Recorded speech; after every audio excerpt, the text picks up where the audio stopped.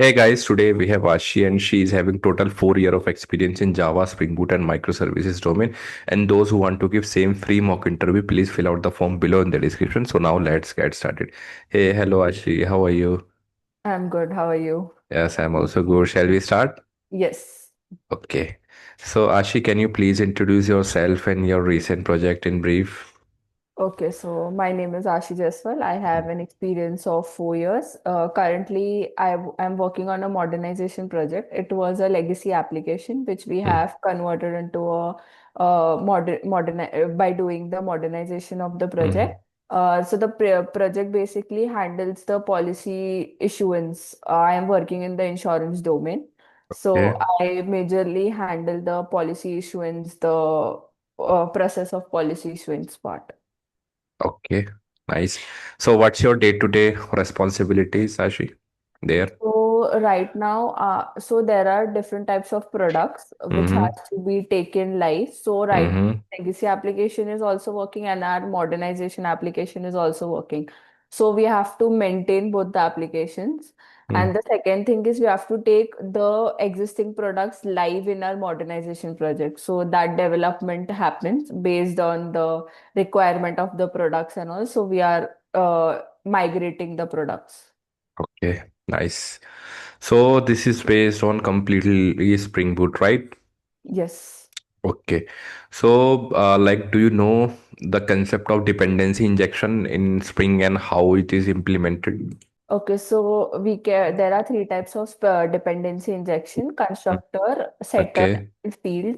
Mostly, constructor dependency injection is more prominent to be used. So Mm-hmm. basically, when we use the dependency injection, it basically internally auto wires our Mm-hmm. the services that we are calling. For example, if we want to implement a method of the repository layer, so we can just auto wire the class and we can then use the repository methods. Correct, correct. So, can you tell me a situation where constructor injection is preferred over setter injection? uh, that I'm not little confused in that. Okay, okay. Yeah, I'm yeah. not. So, yeah, that's fine. So, constructor injection is preferred when dependencies are required for the object's functionality, and Okay. it ensures that object is always in a valid state when created. It's also immutable and suitable for required dependencies. Okay. Okay. Okay. Yeah, yeah. So, Sakshi, sorry, Ashi, can you tell me about Spring Beans, like what Spring Beans are and how do they work? So Spring Beans are basically the entity class, we can say. Mm-hmm. Okay. So we create Spring Bean so that we can, for example, if we have a database, so Mm-hmm. we want to map the database columns with the our Spring Mm-hmm. Boot application. So for Okay. that, we create beans so that our columns Mm-hmm. are mapped with the beans names and we can Mm-hmm. access it in the Spring Boot application. It is a good practice to do that to Good make practice. our code optimizable. So, guys, before moving ahead, I would like to share one important thing. Ashi purchased an interview preparation kit and she is able to crack multiple interviews. And we also referred her in multiple companies. So, let me brief what interview preparation kit is. So, actually, we had launched complete interview preparation material structure step by step by myself, expert, and MNC's interviewers. And the best part is that no one need to go anywhere else to prepare interviews. There is a 99% chance that interview will ask question from this material. So interview preparation kit contain this material plus one-on-one lifetime doubt sessions plus a video recorded session for the project enterprise projects and referrals to the big MNCs. So, Ashi, can you please provide a feedback, like is it helpful for you? So yes, as per my experience, Uh-huh. whatever questions was there specifically in Spring Boot, it Uh, helped me a lot based on the scenario-based question that is there. okay. It helps a lot during the interviews to answer the questions. Okay, okay. Thank you. So, guys, I'll provide both links below in the description, interview preparation kit as well as complete interview preparation material. Now, moving to our interview. So, as you know, there is a annotation Spring Boot application annotation, right? So, it consists three annotations internally, Yes. right? So, can Yes. you tell me and brief on this? So there are three annotations: component scan, edge, Mm-hmm. configuration and enable auto configuration. Okay. So what a component scan does is basically it will scan whatever components are needed for our application. Mm-hmm. Then we have enable auto configuration, which will get all the configurations that are needed. For example, we have the database connectivity, which Mm-hmm. we define in our application dot properties. So, Mm-hmm. for example, to get the configurations for that, and then we have enable configuration that is Mm-hmm. based on the configurations that we have explicitly defined. So Mm-hmm. to use that, we can use at the rate enable configuration. Okay, okay. Got it. Have you worked with the Spring profiles? Spring profiles, no. Like dev environment, prod environment, testing environment in your No. no, No, no. we just do the definition in the application dot properties for the different environments. We don't maintain the profiles. Okay, okay. So you guys don't maintain the profile. Instead, you are just mentioning the environments In in the the application application properties. dot So are you properties. using properties or YAML file? Application dot properties file. Properties. So are you guys planning to migrate to the YAML or not? Yes, because Oh. we are planning to do that because, for example, we have deployment.yaml file. So Mm-hmm. it is very much structured and it helps us to, understand the indentation more briefly and more properly. Mm, okay, correct. Uh, okay. So, moving ahead, have you connected any database to the Spring Boot application by your own Yes, means we use MySQL. So, MySQL? yeah, so So, we how can. can we connect MySQL with our Spring Boot? First of all, we will have to include the dependency of MySQL Mm-hmm. in the pom.xml. Okay. Then we have to define the data source, the username, and the password in the Okay. dot properties or dot YAML file. Okay. Okay. Got it. So, do you know about singleton design pattern, Ashi? Yes.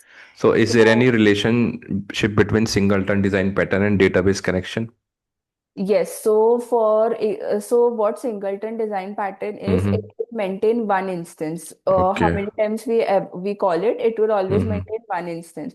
Okay. So in that case, when we are doing a database connectivity, we will always Mm-hmm. require one instance. We can't have the same Mm-hmm. database connected two, three times. So that is why we use a singleton class implementation for database connectivity. Okay. Okay. And have you worked with transactional annotation? Yes, so basically, what the transactional annotation Mm-hmm. is, if we are having one process happening, but Mm-hmm. due to some reason the process is stopped or corrupted in between, so Mm-hmm. the whole thing has to be rolled back. So for that, we use Mm-hmm. the transactional keyword. Yes, correct. Okay, so tell me one thing. Uh, how would you, okay, no, so tell me a condition like if you are working on transactional annotation, right? Mhm. And you mentioned the transactional annotation in both class and method level simultaneously. So Mhm. what issues might arise? So basically, transactional is used on the method level. Means the Okay. best practice is it to use at the method level, because, for example, if we are updating some resource in our Mm-hmm. database, so Mm-hmm. if we are using at the class level, so Mm-hmm. it won't know that which method actually had the issue. So that is why Mm-hmm. it is the best practice to use it at the method To the level. method level, yeah. So yeah, this is a best practice, but if we add transactional rotation in both class and method, so method ones will override the class level Okay. settings. Okay. Okay. Yeah, Yeah. but it would lead some unintended behavior, right, as Mhm. you Yes. already said. Yes. Okay. uh okay, so how would you handle a scenario where a transaction needs to be rolled back due to an operation on a remote service failing? Remote service failing. Oh, Mm-hmm. this I'm not sure about. Okay, okay.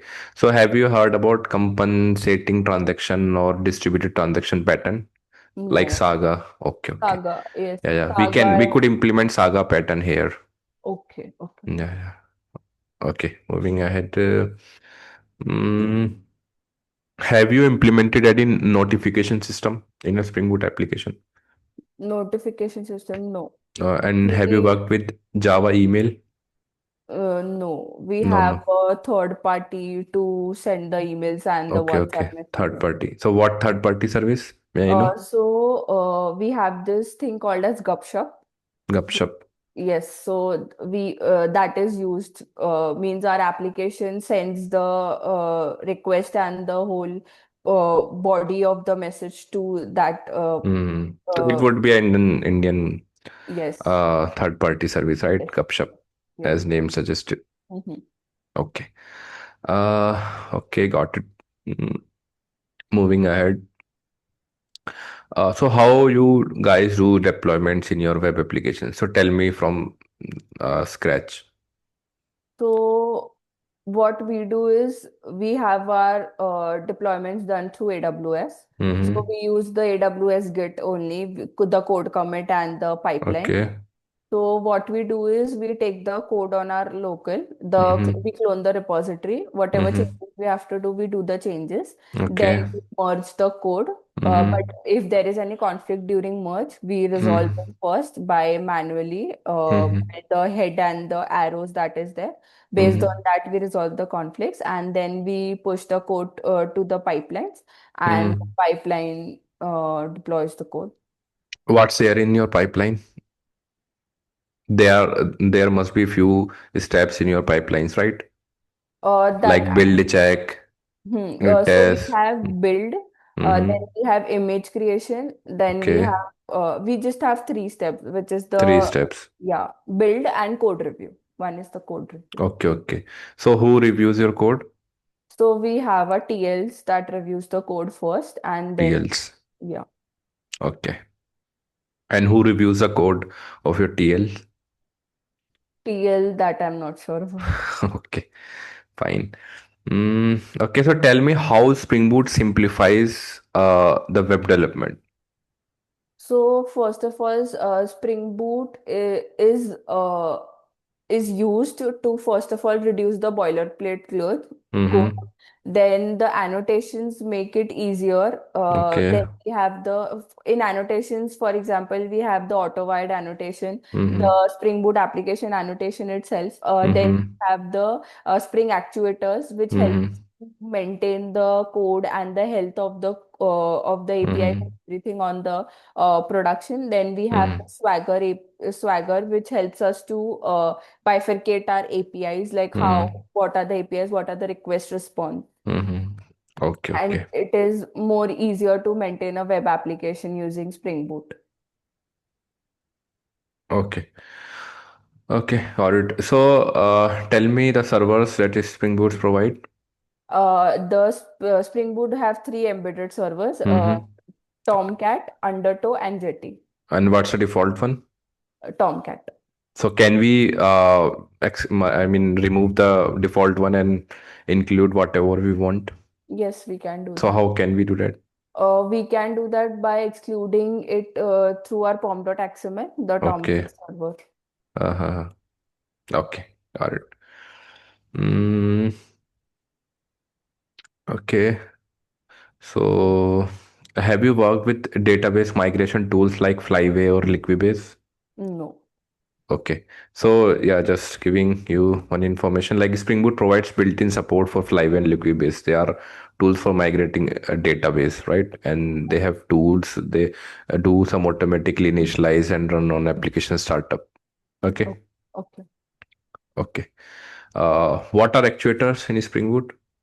So Spring Boot actuators is basically we use it is like a checkup thing. Mm-hmm. Means it is help for us to keep an eye on our Spring Boot Mm-hmm. application, how it is managed, Mm-hmm. what is the health of the APIs, if any Mm-hmm. API is running slow, all Mm-hmm. that information we can gather through actuator. Okay. Got it. Uh, Tell me few endpoints that actuators provide. One is health. Okay. One is, I think, checkup something. I'm not sure, Okay. but I'm sure about health. So have you used health endpoint? No, we haven't. No. Okay. Have you worked with Spring Boot Data JP? Yes. What are the advantages Spring Boot Data JP offer over standard JP? So first of all, it has the methods which are defined in the JPA, which is like Mm-hmm. dot save, dot flush, dot Mm-hmm. find all. So that all helps us not to write the query Mm-hmm. or not to use the native queries or anything to write our Mm-hmm. database transactional query. Mm-hmm. Okay. So suppose you have a requirement to dynamically fetch data with variable search criteria. How Hmm. would you implement it using Spring Data, JPA? Uh, for searching. Yeah, yeah. If I have to search, I think I can use here the native query, sorry, the query annotation, and then I can just write the query for it, like select the query where condition. If I have to Okay. search something, so we will need a where condition. Okay. So do you prefer custom queries or like inbuilt queries? Both have their ways, means Advantages. according to, yeah, so according to the requirement, we should prefer which one has to Okay. be used. So tell me where we must write custom queries, like where we don't have any option for default one. Tell me a scenario When we have to update something to update something. based on some conditions. Yeah, yeah, correct. So that time we can use custom queries. Hmm. So explain the concept of repository in Spring Data JPA. So repository is basically for doing the database transactions. We use Mm-hmm. the @ repository annotation for that. Mm-hmm. Mm-hmm. Now we have different types of repository. We have JPA, we have CRUD repository, we have Mm-hmm. paging and sorting repository. So based on Okay. the requirement, we can use the repositories, whichever is Mm-hmm. for our requirement. Mm-hmm. Okay. And what are the limitations of Spring Data repositories? Limitations means disadvantages. Disadvantages, I'm not sure about disadvantages. Okay. There may have disadvantages as well, like naming conventions for query methods, which can be confusing and limited in scope for complex queries, Okay. right? And custom implementations might be necessary for advanced querying. Okay. Okay. Yeah. Okay. So, how do you handle transactions in Spring Data JPA? Transaction as in the database transactions, Yeah, yeah, database transactions. uh, like internally or Yeah, yeah. I mean, how could we use transactional annotation here in Spring Data JPA? Spring Data JPA. I'm not sure about that.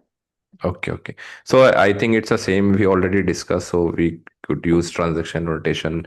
We can add this at method level, class level. Okay. Okay. We can do the rollback things and all. Okay.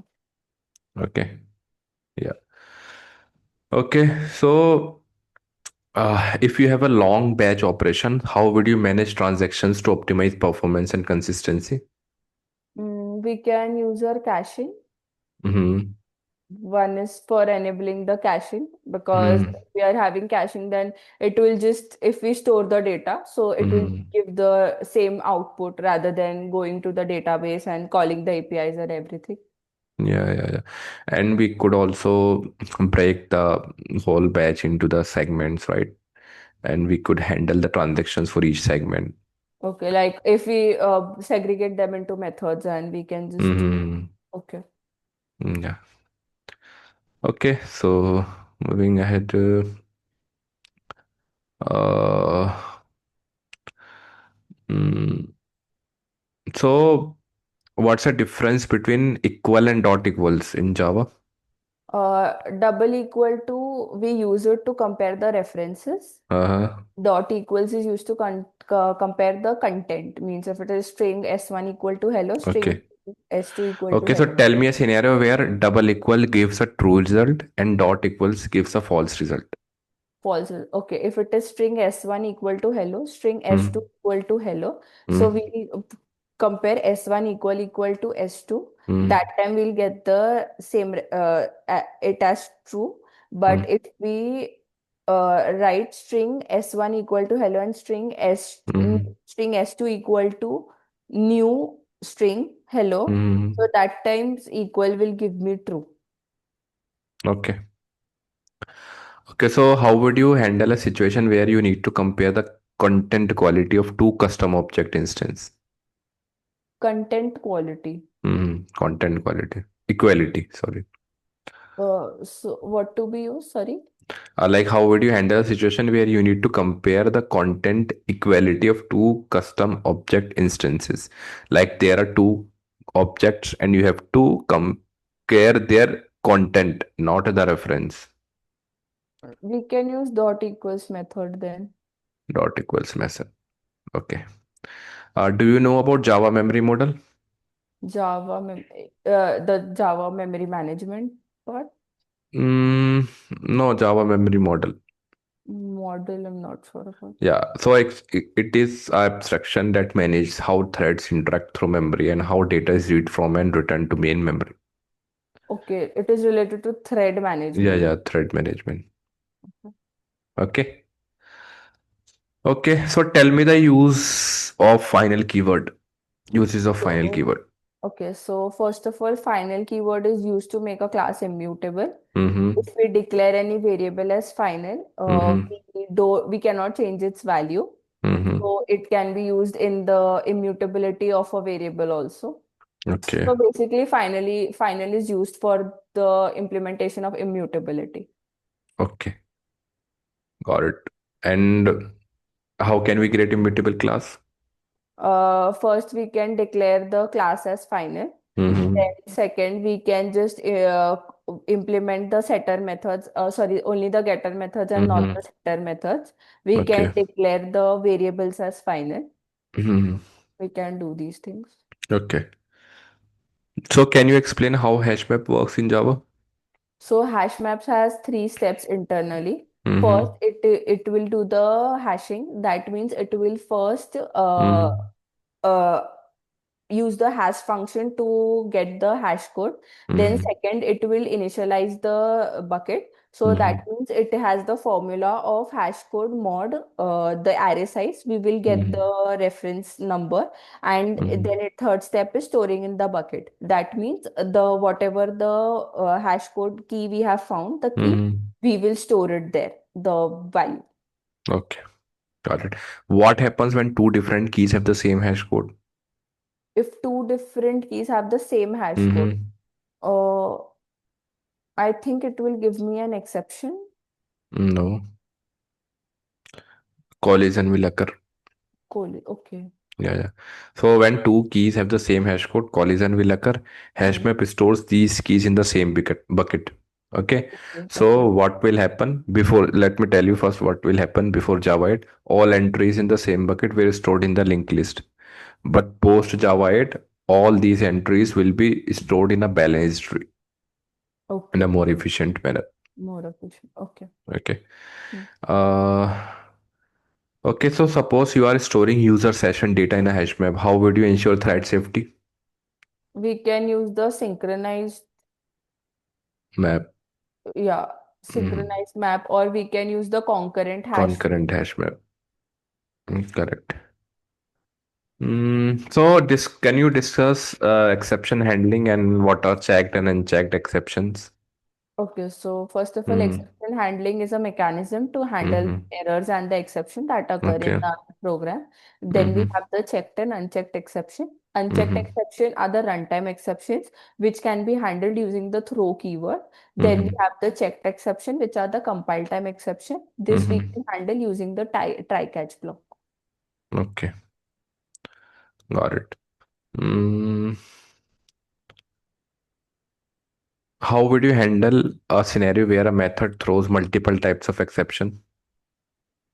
Multiple types of exception. We can Uh-huh. use the throws keyword here, Uh-huh. and we can mention the different types of exceptions, or we can write a multiple catch blocks. Okay. Okay. So do you know about JUnit test cases? No, I haven't No. written them. Okay. So how you guys are doing uh, test cases and like testing, how you guys are testing your application? We perform the sanity testing or the unit testing that we do. So we have the document that we Mm-hmm. have the test cases based on that we perform the testing for now. Okay, Means we are okay. shifting to it, but it's a So, process. I mean, there will be a different team, right, for doing the Yes, sanity and all. yes, yes. Okay, okay. Got it. And do you know about Maven, like what Maven is and why are we using Maven in our project? Why do we use? Mhm. So Maven is basically a central repository Mm-hmm. which has all the dependencies. Uh, Uh-huh. we use Maven so that whatever dependencies we need, we mention it in Mm-hmm. our pom.xml file, and Okay. then when we build our Mm-hmm. code, so that time Maven will first check into our remote repository if Mm-hmm. the dependencies are present or not. If it is not Mm-hmm. present, it will download it from the central repository for us. Mm-hmm. So it makes Okay, our okay. work easier. So what's the difference between Maven clean and Maven install? So first of all, Maven Clean is used to Mm-hmm. clean the previous builds that we have had. Mm-hmm. And Maven install is basically to install and build the whole application again. Mm-hmm. Okay. So which editor you are using? We use STS. STS. Tell me few shortcuts that you know about STS. For when we are debugging the code, Mm-hmm. that time we can use Control Shift I to Mm-hmm. know the value of the variables, Okay. what the values are assigned to a specific Mm-hmm. variable. Then we have the Control F to make the code in a proper format. Then we have the Control click we do to the method name so that Mm-hmm. we can reach the method directly rather than Mm-hmm. processing it through the packages and all. Okay, okay. And which Git collaboration tool you guys are using? We are using AWS. AWS. Do you know about Git commands? Yes. Okay. So how do you resolve conflicts? Well, for resolving conflicts, we have to manually resolve them. So Okay. there is this process of doing it. So Mm-hmm. when a conflict occurs, Mm-hmm. what we have in our code is we have a head written and the Mm-hmm. arrows. So whatever is between that, that is our Mm-hmm. previous code, and the Mm-hmm. down part, which is in just the arrows, that is our current code. So based Mm-hmm. on whatever we want to remove or add, we accordingly manage it, and then Okay. we add it. Okay. Okay. Got it. What's the difference between Git rebase and Git merge? So when Mm-hmm. we are merging, for example, two files, so that time Mm-hmm. the previous histories are also there for them, Mm-hmm. and the current ones are also there. But Mm-hmm. when we do git rebase, it Mm-hmm. gets on the top of the commit. It doesn't maintain the histories of the previous one. It maintains a linear history, basically. Okay. What is Git cherry pick? So Git cherry pick is basically when we have a lot of commits, Mm-hmm. and we have to just take a specific commits ahead. Mm-hmm. So for that we use Git cherry pick. So basically it is like Git add only. If we have a lot of files Mm-hmm. which we have to take, so we use Git add for that. So Okay. similarity. Okay. Okay. Got it. Will you be able to solve a coding problem, Uh, Ashi, yeah. by using Java Stream? Okay. Okay. Do you know, like, are you in practice? Not that much. Not that much. Normal coding Yeah, yeah. or okay. Mm, yeah, okay. Please share your screen. Mm, okay. So I will give you few questions, simple questions. Okay. So first question is you are given a string and you have to convert the string into the uppercase. All characters of a string should be in uppercase. Okay. Mm.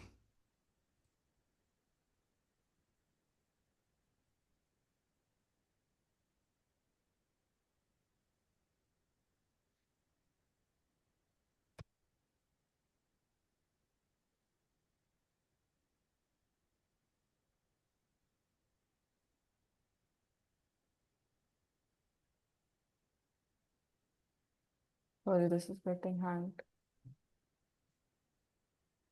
So what I'll do here, I will stream it and then I will Mm. use the method reference to use the uppercase of the string method, and then I Mhm. will print it using the for each. Mhm.